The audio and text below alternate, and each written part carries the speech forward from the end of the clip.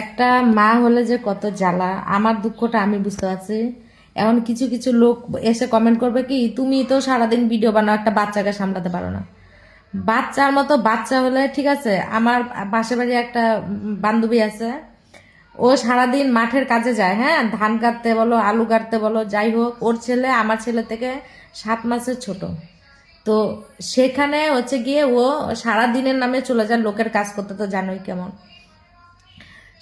ছেলে একা একা ভাত, ও রান্না করে যায়, শুধু ছেলে ভাত বাড়বে, খাবে, স্নান করবে, স্কুলে যাবে, টিউশনে যাবে, টাইম টু টাইম সব। আর আমার ছেলে, আমি বলছি না যেটা ঠিক আছে, দোষ আমার ঘাড়েই পড়বে, মানে বাচ্চারা যাই ভালো মন্দ যেটাই হোক, সব মায়ের ঘাড়ে এসে দোষটা পড়ে। আজকে আমি অনেক সকালে উঠেছি, কি কটার দিকে, 6টার দিকে উঠেছে। 6টার দিকে উঠেছে, রাতের 1টা 1:30টার দিকে ঘুমিয়ে 6টার দিকে উঠেছে। তো উঠে আমি সমস্ত কালকে একাদশী করেছিলাম। তো সকালবেলা উঠে সব কিছু করে আমার দুপুরের দিকে এত ঘুম পাচ্ছিলাম, আমি ঘুমিয়ে গেছিলাম 1টার দিকে। 1টা থেকে 4টা পর্যন্ত ঘুমিয়ে আছে। তো অন্য সব যদি ভালো ভদ্র বাচ্চা হতো, তাহলে কি বলতো যে মা ঘুমোচ্ছে, আমি স্নান করে আসি, মা রান্না করা আছে, আমি ভাত খেয়ে নেই, স্নান টান করে। ও টিউশনি ছিল, স্কুলে যায়নি, টিউশনি পড়ার টাইম ছিল 2টোর দিকে, তাই আমি টিউশনে পড়তে যাই। তো এখানে আমাকে টাকাটাকির কোনো কারণ নেই।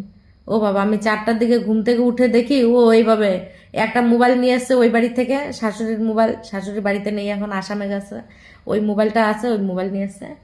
মোবাইল নিয়ে ও রাস্তায় রাস্তায় ঘুরে বেড়াচ্ছে, মোবাইল দেখছে। ওর কোনো চিন্তা ভাবনা, স্নান করতে লাগবে, খাবার খেতে লাগবে, প্রাইভেটে যেতে হবে, কোনো চিন্তা ভাবনা নেই, মোবাইল দেখছে। আর বাড়িতে তো ওয়াইফাই আছে, সারাদিন ফ্রিতে চলছেই। গেল। আমি আর ডাকাডাকি করিনি, খোঁজাখুঁজি করিনি, দেখলাম যে ও কখন বাড়ি আসে। ও আমি ঘুম থেকে উঠে শুধু ওকে বলেছে যে প্রাইভেট ছিল, বলে কি এখন 4টা বাজে, এখন যাব। যাব বলে আমি ভাত খাইনি, আমার খিদে পেয়েছিল, আমি ভাত খাচ্ছিলাম। ও বাবা, ও লুকিয়ে পড়েছে, নেই আর ওর কোনো খবরই নেই। দিয়ে বাড়ি আমি চুপচাপ ছিলাম। আর রোজ দিন এক কাহিনী, ওরে ঠেলে, মানে জোর জবস্তি ওরে বলে বলে বলে বলে ওরে পাঠাইতে লাগে, মানে নিজে থেকে ওর কোনো ইচ্ছা নেই যে নিজে থেকে যাবে। সন্ধ্যাবেলা আমি সন্ধ্যাবাতি টাতি দিলাম, সব কিছু ঠিক আছে। ও সন্ধ্যা থেকে কোথায় থেকে এলো, খেলে টেলে হাত পা নোংরা, ওই অবস্থাতেই ঘরে উঠে গেল। উঠে চুপচাপ আছে, আবার মোবাইল, হ্যাঁ, মোবাইল নিয়ে আসে। খাবার খাওয়ার কোনো নাম নেই, যে আমি যে প্রাইভেটে যাইনি, স্কুলে যাইনি, একটু বইটা নিয়ে বসি, নেই। খাবার খাইনি, খাই না। তা আমি আর কিছু বলিনি, কারণ আমার একটা মাথা যন্ত্রণার সমস্যা আছে। রোজ দিন না এক কথা বলতে না ভাল লাগে না, জানো। আমি এই যে কথা বলছি না, আমার খুব কষ্ট হচ্ছে।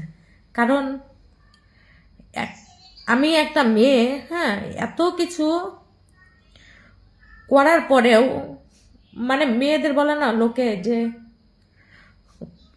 মেয়েদের রূপবতী গুণবতী থেকে ভাগ্যবতী হওয়াটা দরকার, তা আমি হচ্ছে তাদের মধ্যে একজন। আমার কপালটা এমনই খারাপ, বরের মুখের দিকে তাকিয়ে থাকবো, বর যখনই নেশা করে বরের ভর উঠে যায়। শ্বশুর শাশুড়ির মুখের দিকে তাকাবো, ওদের জন্য যদি আমি জীবনও দিয়ে দেই, আমি নাকি আমার মতো খারাপ বৌমা দুনিয়াতে নেই, এটাই সত্যি কথা। 7 বছর এক সংসারে ছিলাম, 11 বছর একটা বাড়িতে ওদের সবার সাথে ছিলাম, জয়েন্ট ফ্যামিলিতে। আমার মতো খারাপ বৌমা দুনিয়াতে নেই। আর যেই বৌমা নাকি বাড়ি আসে একদিন এক বেলার জন্য, এক সন্ধ্যাও আমার শ্বশুর শাশুড়িকে খাবার দেয়নি, রান্না করে খাওয়ায়নি, ভালো করে ডাক খোঁজ করেনি, তার মতো ভালো বৌমা দুনিয়াতে নেই। আমি দেখে, তোমরা এটা মেয়েরা বুঝবে। তোমরা সংসারের জন্য যত কিছু করো না কেন, দিন শেষে তোমার মতো খারাপ বৌমা, আমি বাড়ির মেজো বউ। মেজো বউ হলো আমি বড়, কারণ আমার আগে বিয়ে হয়েছে। এই যে দেওয়ার ভাসুর শ্বশুর শাশুড়ি সবাই নিয়ে সংসার, এত কিছু করার পরেও ছোট ছিলাম, বুঝতাম না, যেভাবে বলতো আমি সেইভাবেই চলতাম। এত কিছু করার পরেও কোনোদিন নাম পাইনি। এখন অসুখ হয়ে একটা বাড়িতে থাকি, অসুখ বিসুখ হয়ে পড়ে থাকি, মুখের কথাটা খোঁজ করার মতো কেউ নেই, তা আমি ওইভাবে ছেড়ে দিয়েছি।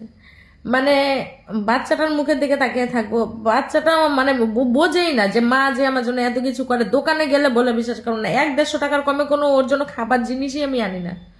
একটা করে না, একটা জিনিস না। এখন বলবে যে বাচ্চাটারে খাওয়ানোর পরে এইসব বলছো কেন, মনের দুঃখে, জানো, এইসব কথাগুলো না মনের দুঃখে। এখন যদি আমি আমি একটা চিন্তা ভাবনা করলাম যে ওকে যদি হোস্টেলে পাঠাই, হোস্টেলে গেলে মোবাইল টোবাইল দেখতে পারবে না, হোস্টেলে গেলে যথেষ্ট ভালো হবে।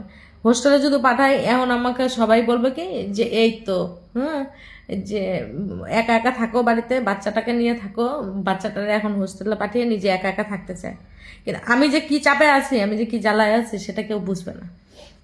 এখন শোনো, শুধু মা বাবা খারাপ হলেই যে বাচ্চারা খারাপ হয় এরকম না। আমি এরকমও অনেক বাচ্চা দেখেছি যাদের ঘরে মা বাবা এত ভদ্র বাচ্চা, এত ভদ্র মা বাবা, তাদের ঘরে মানে বদমাইশ বাচ্চা জন্ম হয় হয়। আর যারা নাকি বদমাইশ মা বাবা আছে কতগুলো, তাদের ঘরে আবার ভালো বাচ্চা জন্ম হয়। তো কোনো বাচ্চাকে বাচ্চারা না মানে বলে না যে শিখিয়ে পড়িয়ে নিতে হয়, ওরকম না। নিজের থেকে না, মানুষ নিজের থেকে, নিজের অন্তর থেকেই না ভালো মন্দটা হয়ে আসে, বুঝতে পেরেছো? কেউ হাতে ধরে ধরে ভালো মন্দটা সবসময় শেখানো যায় না। আজকে 10 বছরের হয়ে গেছে, 10 বছরের মধ্যে ওর মধ্যে কোনো এখন পর্যন্ত নিজের হাতে ভাতটা তুলে পর্যন্ত খেতে পারে না। খাইয়ে দিলে মানে ওর ওর যে খাবে, ওর শরীর ভালো থাকবে এটা ওর ওটা বোঝে না। খাইয়ে দিলে খাওয়া হবে, নাহলে আমি খাবো না, থাক ওইভাবে পড়ে থাকবে। আজকে এখন বাজে কটা, প্রায় 9টার কাছাকাছি, এখন পর্যন্ত একবার শুধু সারাদিনে খেয়েছে। আমি ওরা সব ভাতও দিব না, ওরা আমি বলবো না সোয়েটার জামা পর, তোমরা শুধু দেখো আর ভাতটা। রাত 9টা বাজে, লাইটটা কিছু জানো না, মনের দুঃখে যেন শুয়ে আছে। ও এদিকে নাই, এই যে আমাদের বাড়ি পুরো অন্ধকার, তোমাদের দেখাচ্ছে মানে কতটা অসভ্য বাচ্চা।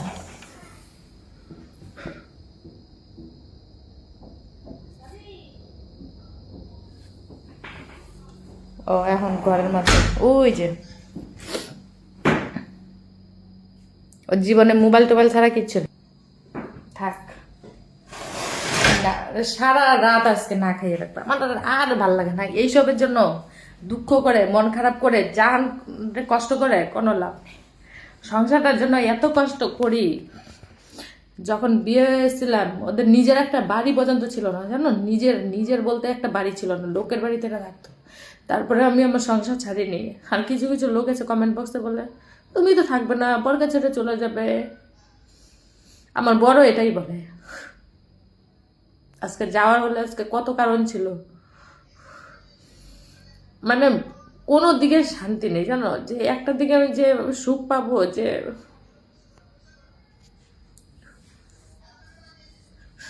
একটা দিকেও শান্তি নেই, জানো? একটা বাচ্চা, আমি জানি না যে বাচ্চাদের কি করে মানুষ করতে হয়, এত যত্ন এত আদর ভালোবাসা দেওয়ার পরেও যেই বাচ্চা নাকি মায়ের কষ্ট বোঝে না, একটা ভালো মন্দ একটা জিনিস এনে দিলে, কি রান্না করে দিলে মুখের সামনে বসে খেয়ে উঠে চলে যাবে। ভুল করে বলবেন যে মা তুমি একটু খাও। এখন অনেকে বলবে যে ছোট বাচ্চা বোঝে না, ছোট না, যারা হয় না নিজে থেকে হয়ে যায়, বুঝতে পেরেছো? ছোট থেকেই হয়ে যায়। আমি আমার পাশের বাড়ির কতগুলো বাচ্চা এর থেকে 7 মাসের ছোট, ওই বাচ্চাগুলো দেখি তো আমার কপালটাই খারাপ, যেন আমার মানুষের একদিকে খারাপ হয় কিন্তু আমার সব দিকেই খারাপ।